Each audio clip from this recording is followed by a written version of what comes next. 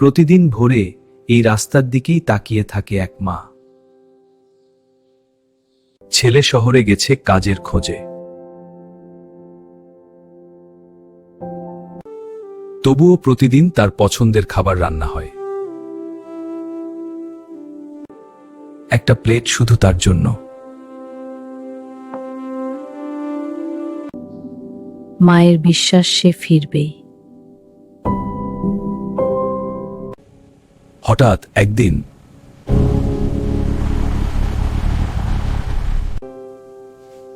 মায়ের চোখে আলো জ্বলে ওঠে।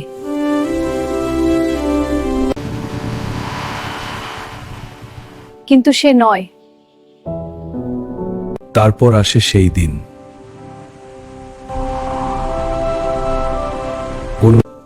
শহর থেকে ফিরল, কিন্তু জীবিত নয়।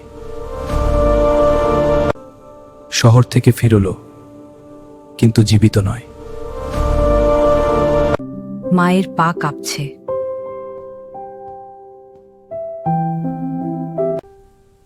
বাবা, তুই তো বলেছিলি আস। মেসেজটা আর পড়া হলো না।